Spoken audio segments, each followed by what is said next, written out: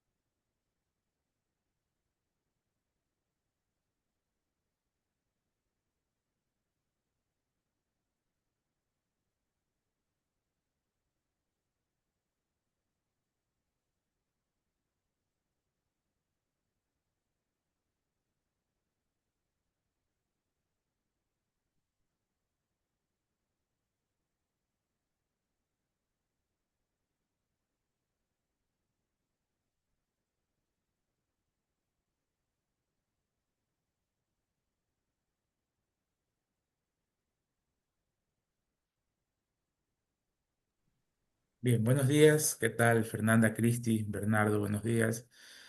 Mary, Mildred, muy buenos días con todos.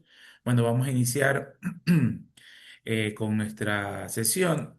Ayer habíamos visto el preámbulo de cómo es el análisis o la temática respecto a el epiciclo del análisis, es decir,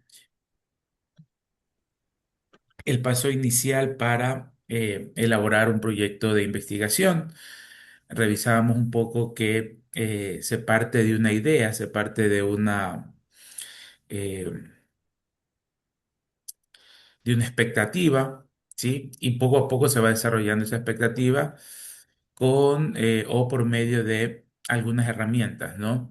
Veíamos que ese análisis es repetitivo, es un ciclo continuo donde vamos a estar interactuando eh, eh, constantemente con principios, fundamentos, etcétera, etcétera, del tema que nosotros vayamos a revisar, ¿no? O a establecer. En ese sentido, esa introducción nos manifestaba que existían 5 etapas para iniciar ese proyecto, ¿no? Iniciar ese proceso. Y como habíamos indicado, la idea general, el planteamiento de un problema, del por qué nosotros creemos que eso es necesario investigar, es lo que nosotros lo vamos a trasladar en el documento a presentar en la justificación del problema. ¿Por qué nosotros creemos que es un problema? Y de ahí pueden surgir muchas ideas, eh, muchas interrogantes también, y que poco a poco se van a ir desarrollando. Y también se les comentaba que al ser esto un ciclo continuo, no necesariamente la idea inicial o con el planteamiento de la idea inicial nosotros llegamos a terminar, ¿no? Esa idea puede ser actualizada, fortalecida e incluso hasta cambiada durante ese proceso de análisis. Entonces, en ese sentido, pues era la introducción a un proceso de investigación. Ahora nos toca revisar cuáles son los enfoques que les vamos a dar. Bueno, perdón, antes de eso también hablábamos de la estructura, de cómo iba a estar diseñado nuestra investigación y si le íbamos a dar o no, íbamos a darle o no un modelo a esa investigación. Y la última parte de la sesión de ayer verificábamos un poco o revisábamos un poco la situación particular cuando nos decantemos por un estilo cuantitativo de nuestro proyecto de grado, ¿no? Cuando le vamos a meter datos, sí o sí esos datos deben pasar por un modelaje aritmético o matemático, que en este caso la estadística nos brinda algunas alternativas, y de pronto el modelo más utilizado, veíamos la tarde de ayer, era el modelo de la normal, ¿no? Donde vamos a analizar frecuencias de ocurrencias, por ejemplo, vamos a analizar variables bueno, datos que puedan tener una variabilidad. Para eso tenemos medidas estadísticas como la varianza, como la media, ¿verdad? Y en ese sentido, pues eran las características de esa estructura o modelo cuantitativo. Hablamos también ayer, independientemente de la selección eh, la selección de la línea de investigación cualitativa o cuantitativa, eh, en ambos casos es muy probable que tendríamos que buscar datos y esa fuente de información de los datos debe ser una fuente confiable, debe ser una fuente que esté accesible y con base en esa selección de los datos íbamos a trabajar la investigación. Un poco revisamos a manera de comparación con las tesis anteriores eh, cómo debe realizarse, por ejemplo, un proyecto, un proceso cualitativo, ¿no? Que hablábamos ahí en tal caso, la selección de datos o el levantamiento de datos por medio de otro tipo de herramientas, no aritméticas o matemáticas, sino más bien de orden cualitativo, como pueden ser encuestas a expertos, las entrevistas a una muestra representativa y en ese sentido pues empezamos a tener un levantamiento de datos. Sí. Y eso en la segunda parte, ¿no? En la primera parte de ayer, ya solamente para culminar este feedback de la clase de ayer, en la primera parte le dedicamos algunos minutos para revisar el tema de las normas APA, ¿no? Eso tenemos que tenerlo en consideración eh, desde el anteproyecto que nosotros vamos a detallar. Y como les decía, pues, eh, conforme vayan avanzando su documento final, ahí vamos a hacer mucho más énfasis en ese tema de las normas APA, ¿no? Pero para el documento que vamos a entregar, básicamente era en la revisión, en el punto de la revisión de la literatura, ¿sí? Un poco establecer el tema de las normas APA al momento de citar o mencionar los libros, los textos o los investigadores que nosotros tengamos como referencias. Y también en la parte final del documento que ustedes van a entregar, que era la parte de las referencias bibliográficas, ¿no? Bueno, todo eso lo vimos ayer y ahora ya empezamos a revisar como tal las características principales de un proceso de investigación. Y nos toca revisar según el sílabo, perdónenme un ratito, perdón, voy a dejar de compartir.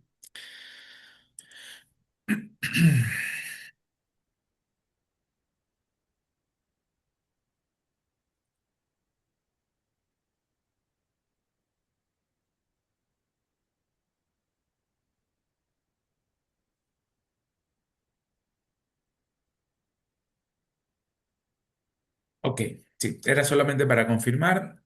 Nuestro segundo, Nuestra segunda unidad habla del enfoque cuantitativo y cualitativo, ¿sí? Enfoque cuantitativo y cualitativo que, como les venía platicando, básicamente son los dos más utilizados, no solamente dentro de nuestra maestría, sino a nivel general, tanto a nivel de pregrado como posgrado.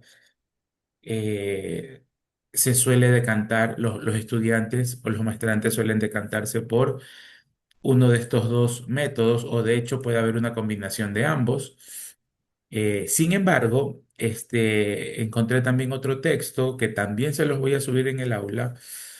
Bueno, he encontrado dos, uno ya está subido, ese es en inglés, un capítulo, creo que es el capítulo 4 de un libro de metodología de investigación, está en inglés, puede servirles, ¿sí? Para generar un poco más de ideas respecto al proceso de investigación como tal.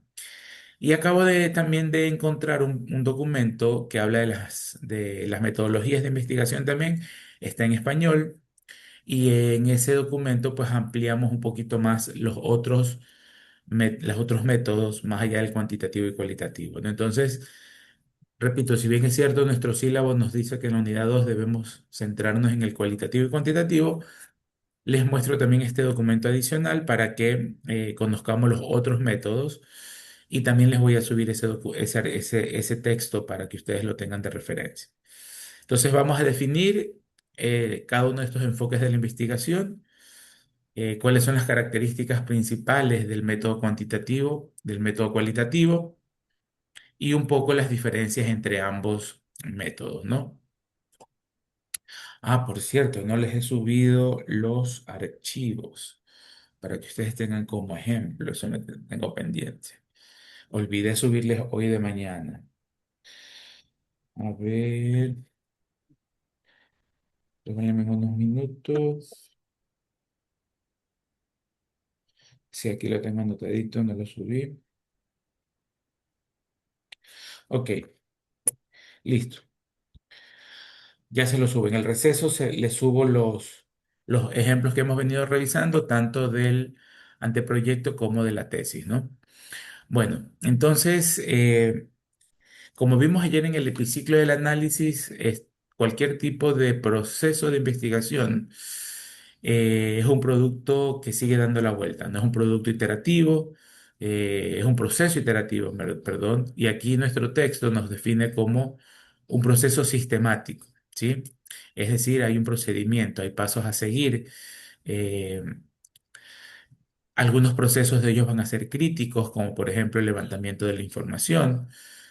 Algunos pueden ser empíricos, por ejemplo, cuando repasemos o realicemos el tema de la revisión de la literatura, eh, eh, o incluso hasta los resultados pueden basarse en datos empíricos y que de manera general, de manera conjunta, estos procesos se van aplicando al estudio de algún fenómeno o de algún problema, ¿no? Eh, un poco les ponía un par de ejemplos ayer, casi que al final, que me los inventaba. Por ejemplo, el tema de la presión fiscal. Eh, eso, hasta ahora estamos hablando de definir un problema, ¿verdad? ¿Por qué es un problema? ¿Por qué es un punto que yo deseo revisar? Pero también me estaba sesgando mucho el tema de por qué es un problema, pero también puede ser algún fenómeno, ¿no? Nosotros podemos encontrar en nuestro día a día algún tema en particular que nos llame la atención, que se viene repitiendo. Podría ser el tema, el caso de una baja en la presión fiscal de determinado sector o algún fenómeno que se vaya presentando en temas, eh, qué sé yo, aduaneros. eh, Se me ocurre en este momento, ¿no? Por eh, procesos más ágiles o menos ágiles para el retiro de la mercadería, se me ocurre, ¿no? Entonces, estamos observando no un problema, sino un fenómeno, ¿sí? Y eso también puede tener una explicación, ¿sí?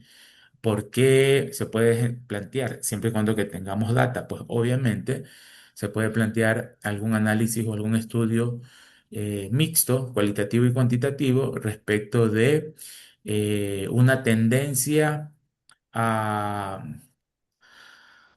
la baja de la carga fiscal de determinado sector, ¿no? ¿Por qué está ocurriendo ese tema de ahí?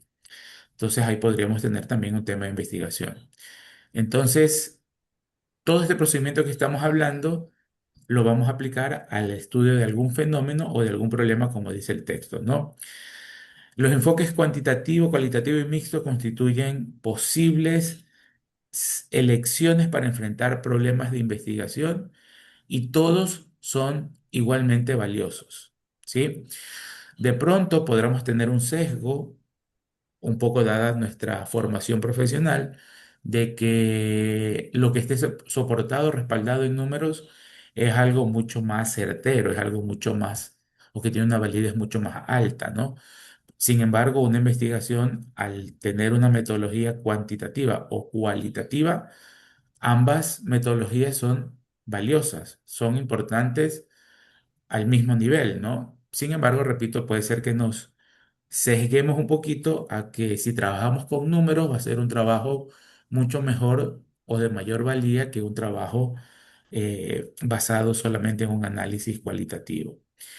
Ambos son valiosos o todos son valiosos, cualquier metodología que uno se decante es valioso porque la metodología como tal va a tener igual la misma estructura, va a tener en algún momento que recolectar datos, hay que analizar esos datos y mostrar los resultados de eso que se ha analizado, ¿no? Y al final con ese resultado de los datos podamos demostrar algo que queríamos demostrar, podamos corroborar o no una hipótesis que habíamos planteado, o podríamos corroborar o no aquel fenómeno que estemos estableciendo. Son diferentes caminos y, y, y como por ahí dice un argot popular, no todos los caminos conducen a Roma. Al final, no importa la metodología que hayamos seleccionado, al final vamos a plasmar unos resultados y los resultados van a estar con base en aquel fenómeno o aquel problema que nosotros hayamos seleccionado. Eh, uno de los autores de nuestro texto base, de nuestro texto guía, dice que el cuantitativo, cualitativo y mixto son hasta ahora las mejores formas diseñadas por la humanidad para investigar y generar conocimientos. Son los más utilizados, como les había indicado ya en nuestro programa como tal, y entenderíamos que las siguientes cohortes pues seguirían el mismo sistema. Sin embargo, vamos a ver más adelante con ese otro texto que encontré sobre las otras metodologías, si nos decantamos por alguna de ellas, pues bienvenido sea porque igual están avaladas dentro de la Academia de la Metodología de Investigación, ¿sí? Entonces, ¿cuáles son los enfoques que de manera general la teoría nos establece, la teoría de la investigación nos establece, ¿no? Un método inductivo, deductivo, hay un método llamado hipotético deductivo, hay un método analítico, hay método sintético, método histórico comparativo y los métodos cuantitativos y cualitativos. Hay algunas líneas de investigación, algunas formas de realizar esa investigación y las estamos viendo en pantalla. Y vamos a hablar precisamente o nos vamos a enfocar en los últimos porque son los que están en nuestro sílabo. Entonces, arranquemos con el cuantitativo, ¿no? Nace con como antecedentes de este enfoque, un poco caemos en terrenos de la filosofía de la educación, nace por una corriente de un pensamiento post-positivismo, que obviamente emerge de la corriente positiva, positivismo, para la cual la objetividad era el foco central o el enfoque central, ¿no? Eh, Basándonos en una objetividad, de ahí que el cuantitativo, teniendo estos preámbulos, solemos decir que cuando hablamos o cuando planteamos eh, números a cualquier tipo de proceso, nosotros podríamos llegar a tener un tema o un resultado más objetivo que subjetivo, ¿no? Si eso nosotros lo aplicamos a la parte, a la norma tributaria, no es para nada subjetivo cuando la administración tributaria nos observa una glosa durante un proceso de control cuando se realizó un pago al exterior y no se retuvo el 37%. Ese pago al exterior era un paraíso fiscal y no se retuvo el 37%, sino que el 25%. Entonces la norma es muy clara. Si no se somete al porcentaje correcto de retención, va a existir alguna observación. Y yo tengo que cumplir con mis obligaciones de agente de retención. Entonces el auditor me va a glosar ese 12% de la diferencia de la no retención como gasto no deducible, ¿no?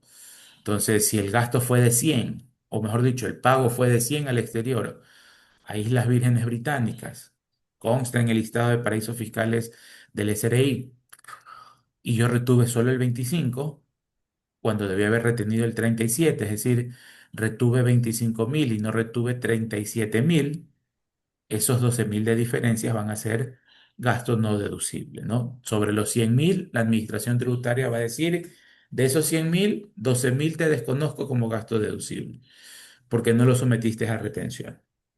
Entonces, eso es número, taxativamente la norma dice eso, y por eso es una glosa objetiva, no entra en discusión. No quedó a criterio del funcionario, del auditor. Lo mismo puede ocurrir en el tema aduanero, ¿no? Repito, como les decía ayer, pues no he tenido la oportunidad de laborar en el área aduanera, pero si el funcionario me liquida una mercadería con una tasa o con un arancel más alto porque era el deber ser, y el importador estaba queriendo pagar menos, entiendo que también es una observación objetiva, porque está basada en un hecho en concreto y respaldada por un número. Pero cuando esas observaciones no entran o no caen dentro de esa objetividad, sino es que se van a una subjetividad, cuando ya se aplica un criterio. Ahí nosotros decimos, bueno, el criterio del auditor del SRI fue bastante subjetivo, ¿no? O el análisis que realizó la administración tributaria fue subjetivo. ¿Ya vieron precios de transferencia? Sí, ¿no? Creo que ya vieron precios de transferencia con Fausto, ¿no? Sí, Sí, Sí. ya vimos el esa es primero. referencia uno, Con, sí. con Juan Carlos. Juan Carlos. Perfecto, gracias. Gracias, mis queridos doctores, tanto a Mary como a Mario. Precios de transferencia es una metodología que su análisis de comparabilidad, al no tener tintes plenamente definidos, podemos caer en una zona gris. Y si caemos en una zona gris, el enfoque o el proceso cae en una subjetividad, ¿sí? Recordemos básicamente cuál es el proceso de comparabilidad. Hay 5 puntos, ¿no? Oigan, ¿se han dado cuenta? Ahorita voy a filosofar. A veces en las normas se repiten 3 o 5, ¿no? Siempre en números impares. ¿Por qué será? 5, 3. ¿No? Bueno, me puse a filosofar unos segundos, disculpen. Creo que el desayuno no me cayó bien. Hoy día desayuné solamente leche, avena y 2 bananos. Tenía que comerme uno, pero tenía mucha hambre, no comí uno, no, dos.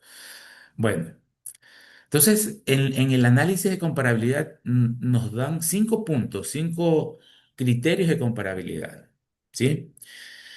Las características físicas de los productos, el análisis funcional, los términos contractuales, las características del negocio y las estrategias eh, mercantiles,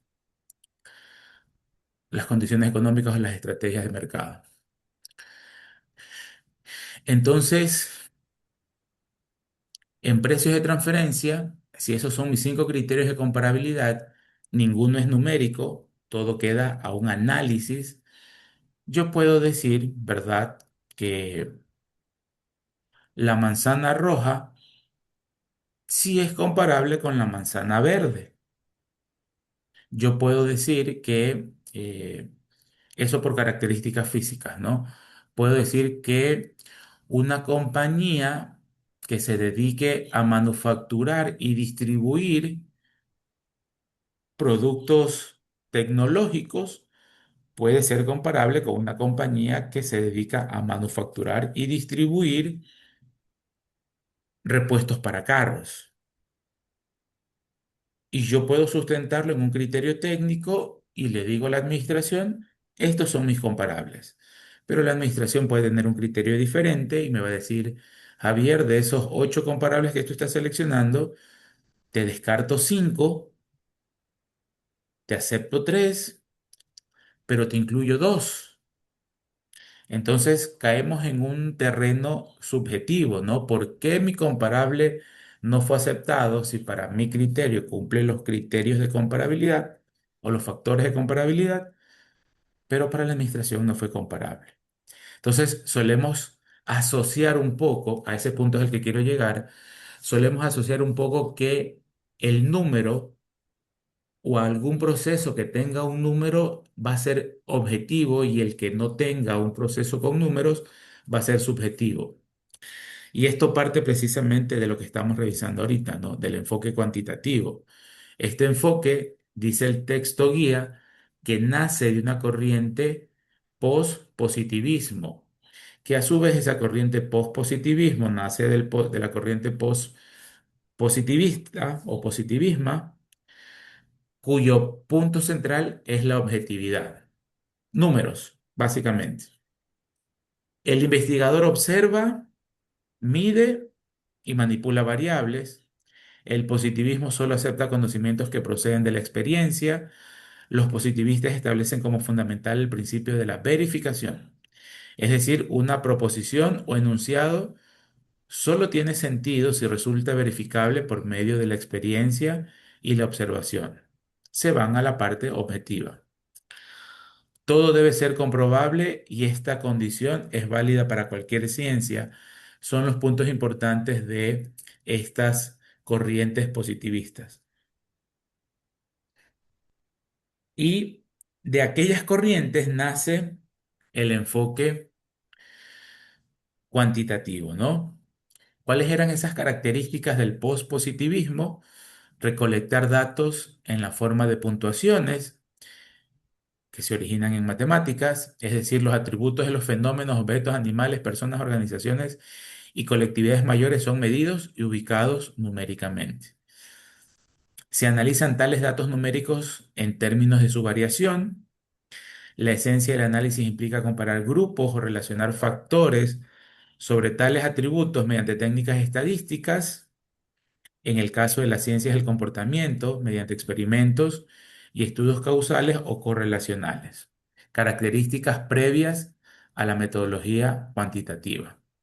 Entonces, todos estos, todas estas formulaciones, todos estos enunciados, dan pie al enfoque cuantitativo como lo conocemos ahora en la actualidad. El enfoque cuantitativo es secuencial y probatorio, ¿no? Vamos a probar algo. Y como es secuencial, pues cada etapa precede a la que sigue, a la siguiente. Debe existir un orden riguroso en cuanto a la recopilación de datos, un orden riguroso en cuanto a su análisis y un orden riguroso en cuanto a su interpretación y comunicación de resultados. Se van acotando, se van delimitando y con base en esa delimitación se van derivando objetivos y preguntas de investigación. Si nosotros queríamos demostrar, planteando la hipótesis que decíamos ayer, de que en las empresas exportadoras de camarón está existiendo en los últimos años una baja en la presión fiscal, planteó la hipótesis de que en los próximos años esa presión fiscal va a seguir a la baja. Entonces voy recolectando los datos, voy analizando y con base en eso yo puedo hacer estimaciones o proyecciones con otras metodologías, ¿sí? Para hacer simulaciones y poder verificar de aquí en 10 años si esa presión fiscal va a seguir a la baja. Y con eso ya voy detectando objetivos, voy estableciendo las preguntas de investigación, porque puede también salir lo contrario, ¿no?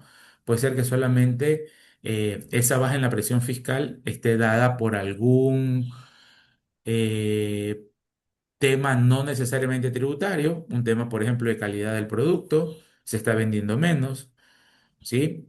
O un tema de las enfermedades del camarón, se está cosechando menos y por ende los ingresos son menores y eso afecta a la presión fiscal. Entonces, de lo que yo tenía previsto, puedo incluso hasta reformular objetivos y reformular las preguntas de investigación. Entonces, una vez que se van revisando estos datos, las características del enfoque cuantitativo dice que se debe seguir revisando la literatura y se construye ya un marco o una perspectiva teórica. Conforme se van analizando los datos, uno puede tener ya el panorama más amplio y establecer o mejor dicho, no establecer, sino confirmar la perspectiva que se tenía desde el inicio o en su defecto, reformular esa perspectiva. Recuerden que todo nace con el planteamiento de una pregunta o de una expectativa, ¿no? Y esa pregunta o expectativa a lo largo del camino puede ir variando. De las preguntas se van a establecer hipótesis y según esas hipótesis pues vamos a determinar variables. Recuerden que seguimos en el cuantitativo. Y cuando hablamos de variables, hablamos de modelos, ¿sí? Hay algunos modelos aritméticos o estadísticos que se pueden utilizar y cada modelo, sí, mejor dicho, cada modelo que se vaya a utilizar va a tener su variable y tenemos que identificarlas, ¿no? Sí, va a haber una variable hombres mayores de 50 años, va a haber una variable empresas exportadoras camaroneras, va a haber otra variable que va a ser la presión fiscal, va a haber otra variable el consumo de alimentos en determinado segmento de la población, etcétera, etcétera. Y esas variables en el enfoque cuantitativo, más allá de que no veo que aquí se haya puesto en el programa, esas variables pueden ser variables dependientes o variables independientes, ¿no? Eh, si continuamos con el ejemplo de la presión fiscal en las bananeras, la presión fiscal es un resultado. es un indicador financiero, por ponerlo en temas de finanzas corporativas, es un indicador que nace de la división del impuesto causado sobre el total de ingresos grabados. Entonces, esa respuesta, esa variable llamada presión fiscal va a ser una variable dependiente, porque va a depender de los ingresos.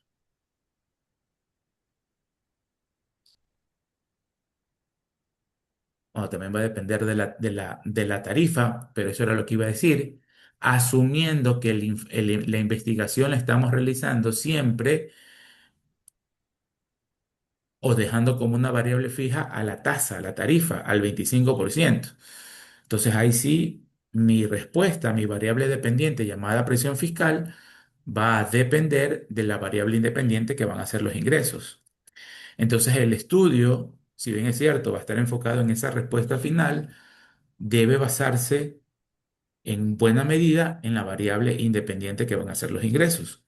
Entonces, buena parte del desarrollo de esa tesis o de ese proyecto de investigación va a estar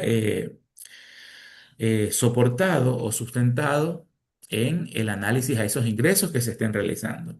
Y obviamente de los ingresos, pues, o mejor dicho, detrás de esos ingresos van a existir estas condiciones o circunstancias especiales que hagan que cada año los ingresos estén disminuyendo, y era lo que hablábamos hace unos minutos, el tema de alguna enfermedad del camarón, el tema incluso hasta el de seguridad, etcétera, etcétera, ¿no? Entonces, si nos vamos por este enfoque cuantitativo, debemos tener en cuenta que vamos a tener que seleccionar y segmentar variables, seleccionarlas, segmentarlas o definirlas, y esas variables me van a servir para probar la hipótesis que nosotros estamos determinando, ¿no?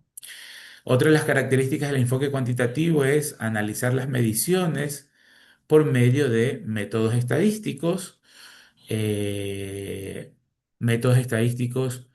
o herramientas estadísticas tan simples o tan sencillas como las de un promedio, la de la media, una varianza a esos datos que sea aceptable, ¿sí? Más o menos tanto, se acepta el resultado, eh, una, o métodos estadísticos ya un poco más complejos, como las correlaciones, como realizar algún tema ya de econometría que serían ay, se me fue el nombre, las correlaciones simples, las correlaciones compuestas, ¿sí? Las regresiones simples y las regresiones compuestas, perdón, o también puede haber un análisis de correlación.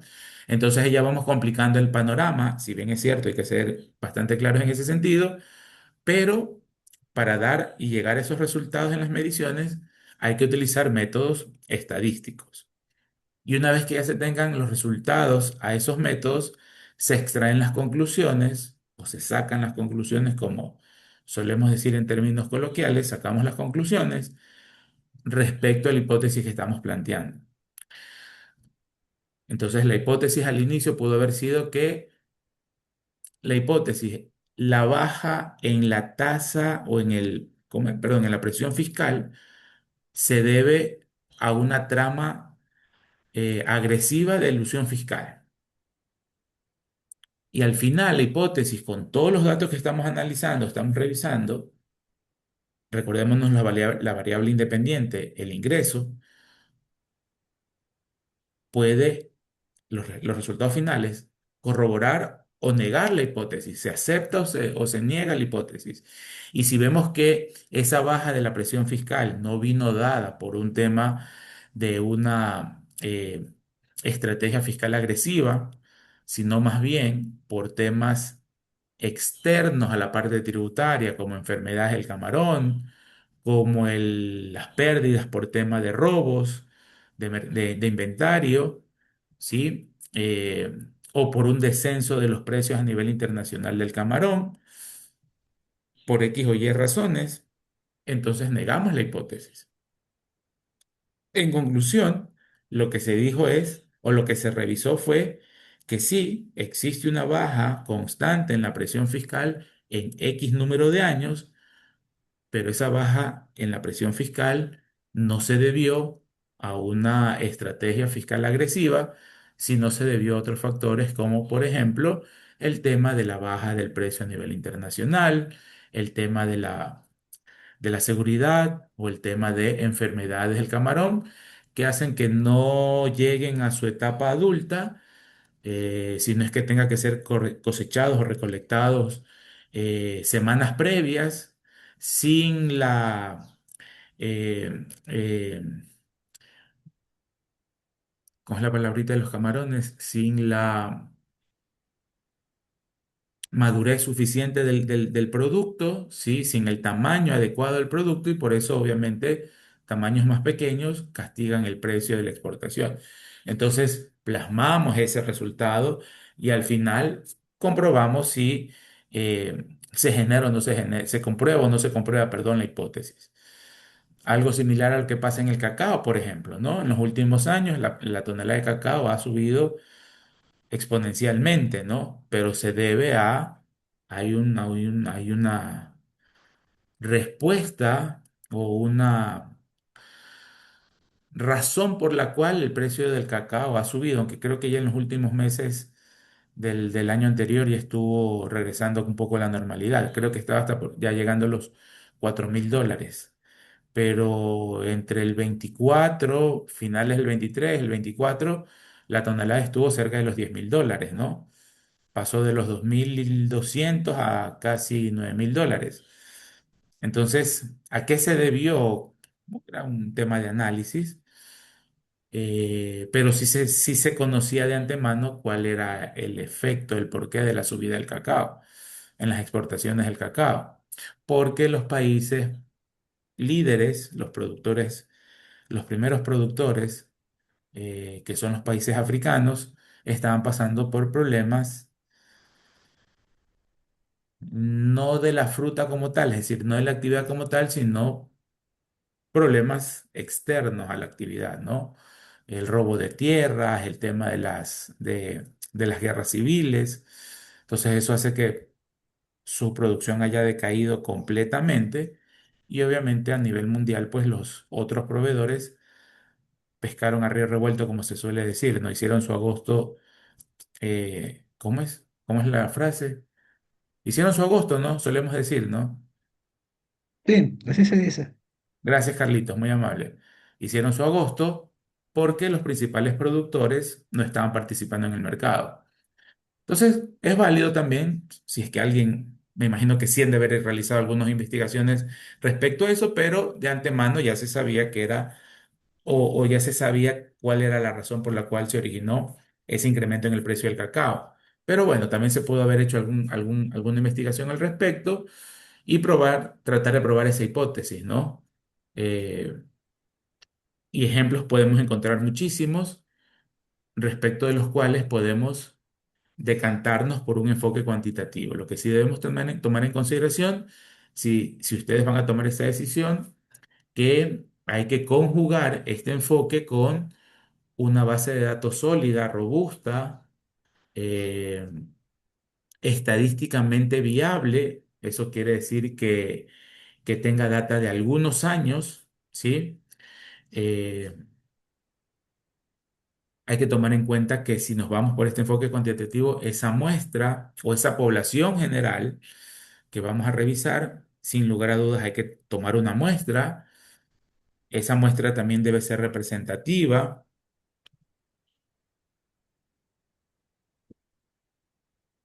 Esa muestra debe ser representativa, para lo cual hay que recurrir a a la estadística, a la técnica estadística que nos da la fórmula para encontrar esa n, ¿no? Esa variable n o llamada muestra representativa de esa población que vamos a trabajar, porque si bien es cierto, sí se puede trabajar en ciertos casos con poblaciones totales, cuando son manejables, obviamente, pero cuando son poblaciones o datos que son bastante grandes, se suele extraer una parte, una muestra, y esa muestra debe ser representativa según los conceptos de la teoría estadística, pues, ¿no?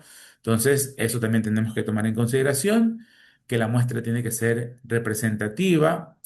eh, y seleccionar variables probabilísticas y no probabilísticas. Es decir, nos metemos un poquito más en el tema estadístico, pero si alguien conoce todo esto, pues bienvenido.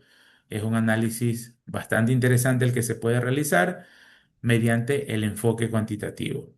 Y también tomar en consideración que deberíamos plantear hipótesis y al final de los resultados, o mejor dicho, con los resultados, el final de la investigación es saber si se probó o no se, o sea, si se acepta la hipótesis o se niega la hipótesis que se planteó en el inicio.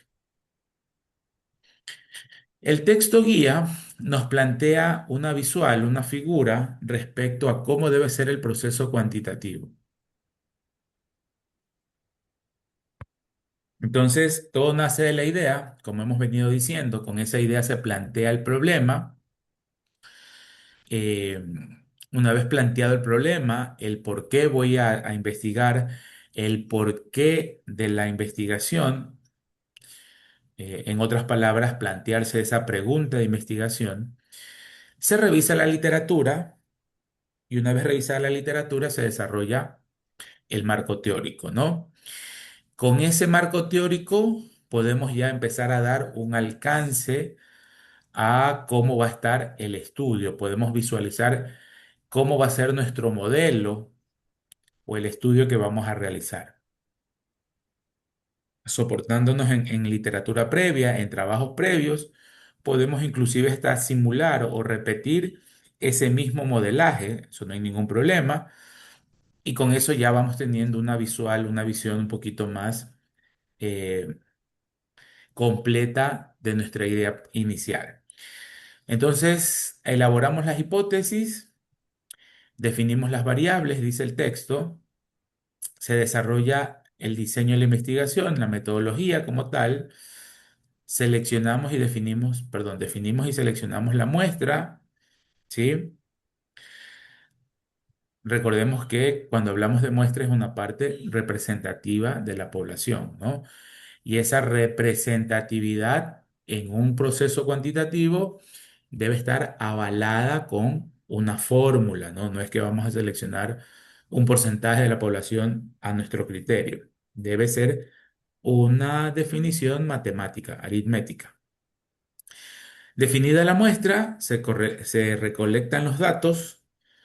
Recolectados los datos, analizamos los mismos y al final se elabora el reporte de resultados, se comunican los resultados y con esa reportería pues se puede lograr, como les dije hace unos segundos, confirmar o negar la hipótesis que nosotros vayamos a plantear. Y dentro de las características que habíamos visto del proceso cuantitativo, pues es un proceso metódico, ¿verdad? Es un proceso sistemático. Deben cumplirse los pasos, cada paso antecede al anterior, etcétera, etcétera. Entonces, eh, o cada paso precede el anterior. Entonces, aquí nosotros gráficamente lo podemos ver, ¿no? Eh, podemos complementar lo que teóricamente nos dice el libro, ¿no? Por medio de esta figura, donde con mucha claridad se puede ver cómo va cada uno de los pasos. Si bien es cierto, de pronto en la fase 7, la selección de la muestra, eh, podríamos ver que de pronto no va a ser suficiente o el universo de los datos no es tan adecuada. De pronto ahí podríamos cambiar la metodología, qué sé yo, o podríamos redefinir la búsqueda. En el tema de la recolección de datos, podríamos redefinir nuevamente o definir más acertadamente el universo de datos que nosotros vamos a analizar. Lo que yo les hablaba ayer, ¿no? Si yo me quería centrar para no hacerlo tan extenso en empresas camaroneras exportadoras de Guayas y veo que puede ser que existan 100.000 camaroneras exportadoras. Puedo redefinir la muestra y decir no de Guaya, sino empresas camaroneras que estén domiciliadas en Guayaquil, para hacerlo algo más manejable, ¿sí? Entonces, de pronto, más allá de que esta metodología es eh, sistemática, eso no quita el hecho de que nosotros podamos regresar un pasito y redefinir o rediseñar nuevamente lo que estamos revisando. Pero en estricto sentido, esto es algo bastante lineal, como ustedes se dan cuenta, ¿no? Es metódico, es sistemático, como dice el texto, y se va cumpliendo una fase y se va pasando a la siguiente fase. Es un poco respecto a, bueno, perdón, seguimos en lo cuantitativo. En lo que hemos visto nosotros, no vale la pena preguntarse qué pasa, por ejemplo, con la metodología de precios de transferencia. ¿Es un enfoque cuantitativo? ¿Sí o no? Justifiquemos la respuesta. ¿Sí? No es para que la contesten ahora, no es una actividad en clase por si acaso. Eh, Más o menos con lo que hemos visto, nosotros podríamos ya definir o decidir que la metodología de precios de transferencia es un proceso cuantitativo exclusivamente y dejemos esa inquietud en el aire, ¿no? Para contestarla luego. Con lo que hemos visto, precios de transferencia puede considerarse como cuantitativo, habría que analizarlo, ¿no? El enfoque cualitativo. Las características principales de esta otra metodología, eh, los estudios cualitativos, a diferencia del cuantitativo, pueden desarrollar preguntas e hipótesis antes, durante o después de la recolección y análisis de datos. Como acabamos de ver, ¿sí? En la gráfica anterior, estos pasos que se establecen en la metodología cuantitativa, eh, la hipótesis estaba o se lo ubicaba esa fase del planteamiento de la hipótesis, ¿verdad? Antes, ¿sí? Antes, y de hecho yo diría mucho antes de la recolección de datos. La hipótesis estaba en la fase 5 y la recolección de datos está en la fase 8. Entonces, a diferencia de ese proceso sistemático, que es el estudio cuantitativo, un estudio cualitativo, pueden desarrollarse preguntas e hipótesis en cualquier momento antes, durante o después de la recolección y análisis de los datos. ¿Sí? Entonces, eso es algo que no es tan selectivo o tan forzado como en el método cuantitativo y de pronto lo podemos ver como una libertad que se pueda tener si es que nos decantamos por un proceso cualitativo. Esa es como una primera característica de este enfoque. Otra de las características es que utiliza la recolección y análisis de los datos para afinar las preguntas de investigación o revelar nuevas interrogantes en el proceso interpretativo. Estas actividades sirven para descubrir cuáles son las preguntas de investigación más importantes y después para perfeccionarlas y responderlas. Hay que indagar y esta acción indagatoria en el método cualitativo se mueve de manera dinámica en ambos sentidos, entre los hechos, la interpretación y resulta más bien un proceso circular y no lineal como el cuantitativo. ¿Y esto con base en qué? En base o con base en que la secuencia no siempre es la misma, porque puede variar con cada estudio, dice nuestro texto, ¿no? Y el mismo texto, en el texto eh, de cabecera, nuestro texto eh, sugerido dentro de la investigación de la metodología de investigación, el mismo texto nos presenta esta gráfica para el proceso cualitativo.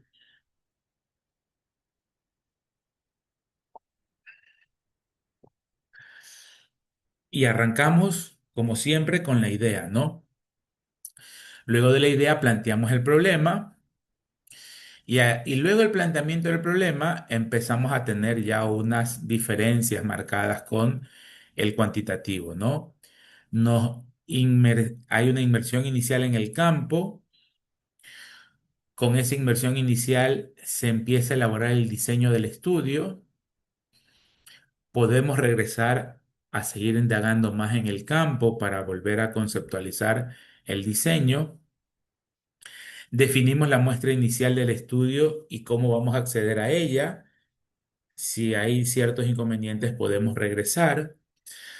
Se recolectan los datos, se hace el análisis de datos y se interpretan los resultados.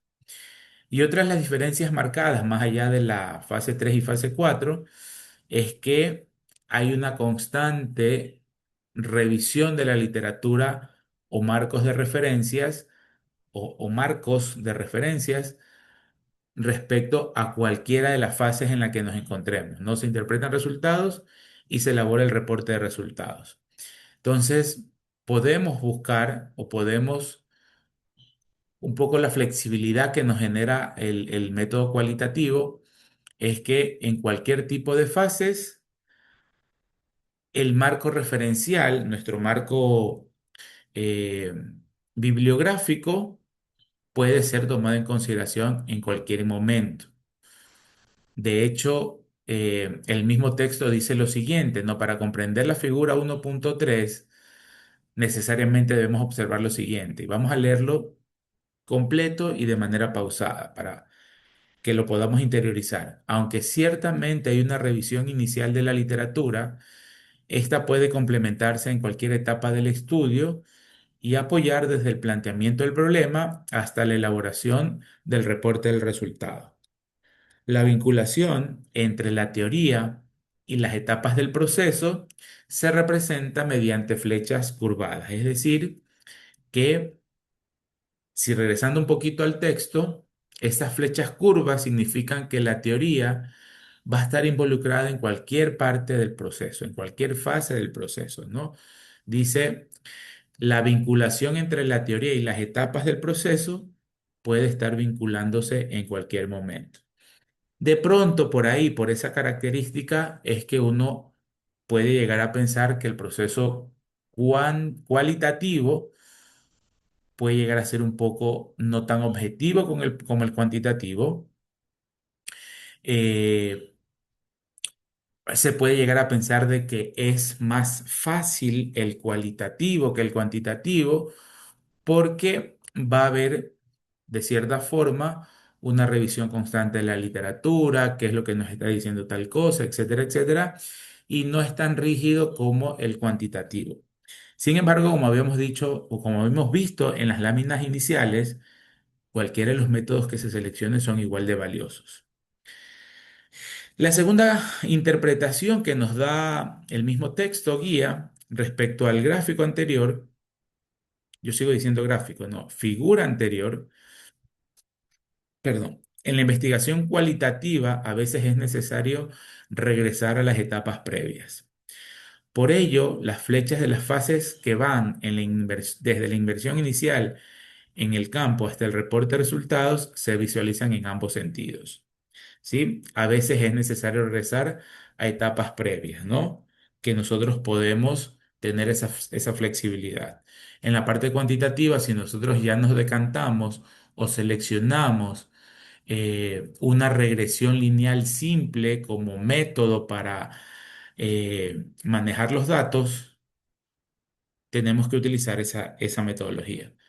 Obviamente, si los resultados no nos dan o la muestra o los datos que se seleccionaron no dan el resultado deseado, uno puede decir, Javier, pero sí podemos volver a regresar, podemos regresar a seleccionar otro método, sí, pero es como que se empieza de nuevo. Entonces ya decimos que la regresión lineal simple no es la adecuada, sino es que nos vamos por un análisis de heterocedasticidad, por ejemplo, que es una cosa bárbara en temas de econometría. Entonces es como borrar y cuenta nueva, ¿no?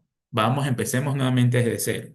Entonces, vamos a la metodología, seleccionamos un nuevo método y con base en esa selección recolectemos nuevamente los datos. Eso en la parte cuantitativa. En la parte cualitativa hay esa flexibilidad.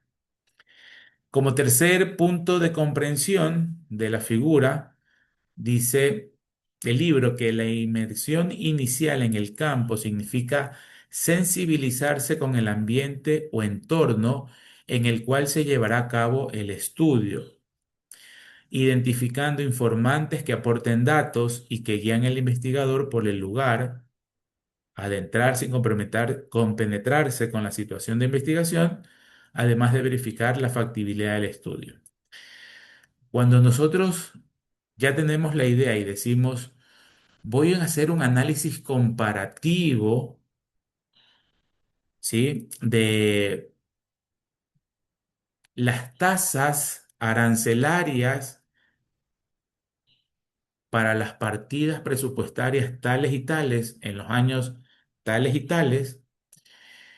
Yo me voy a adentrar en un campo en el cual previamente conozco que ha existido una modificación de las variables, de las tasas, ¿sí? Yo ya sé que hay una variación en las tasas. Eso va a suponer una variación más o menos en la recaudación. Pero adicionalmente eso puede tener un impacto también más o menos en la cantidad de productos que se estén importando bajo esa subpartida. Y hablando de subpartidas arancelarias, era un poco lo que ocurría con el ISD, ¿sí? El Comité de Política Tributaria, en teoría cada año, y digo en teoría porque hasta lo que yo recuerde, cuando el SRI publicaba la resolución, no era de todos los años, para efectos del crédito tributario del ISD. Entonces, se puede hacer, si alguien hubiera querido, por ejemplo, hacer un análisis del impacto en la importación de bienes de capital producto de la clasificación anual realizada por el Comité de Política Tributaria. Me acabo de inventar ese nombre ahorita, ese título de investigación. Me acabo de inventar, ¿sí? Porque ¿cuál era mi sensibilidad? ¿Cuál era lo que yo estaba presintiendo? Que si me están cambiando, ¿verdad? Las partidas arancelarias para efectos del crédito del ISD, eso puede, no necesariamente, pero puede ocasionar en el importador un cambio de conducta. Yo quiero seguir importando exclusivamente esas partidas arancelarias porque me van a significar a mí un ahorro fiscal, porque el ISD que voy a pagar en esa importación, yo lo voy a poder utilizar como un crédito tributario. Entre paréntesis, no es lo mismo un gasto deducible que un crédito tributario, ¿verdad? No es lo mismo. El impacto financiero en un crédito tributario es mayor que en el de un gasto deducible. Entonces, he ahí un poco la importancia de cómo establecían las normas en su momento, y también he ahí la importancia del por qué el gobierno actual eliminó el uso, bueno, perdón, me expresé mal, discúlpenme. No fue el gobierno actual que eliminó el crédito tributario. Iba a decir una barbarie conceptual, teórica. El gobierno actual tuvo el desenlace de ya no tener el crédito tributario, porque esto surgió en el 2022, cuando la Corte Constitucional de aquel entonces eliminó de un dictamen de declaración de inconstitucionalidad de una norma del 2014. Y en esa norma del 2014 se creó el crédito tributario de ISD. Antes era solo un gasto deducible como cualquier otro impuesto pagado. Y en esa declaración de inconstitucionalidad sí se estableció que los efectos eran inmediatos, salvo los efectos de esa norma, salvo un par de puntos puntuales que debían ser progresivos, y entre ese par de puntos estaba el tema del crédito del ISD. Y en esa norma del 2022 bueno, en ese fallo constitucional decía que el crédito tributario quedaba o se eliminaba el 31 de diciembre del 2024, que coincidencialmente cae ya con el nuevo gobierno. Entonces, miren la barbarie técnica que iba a decir, ¿no?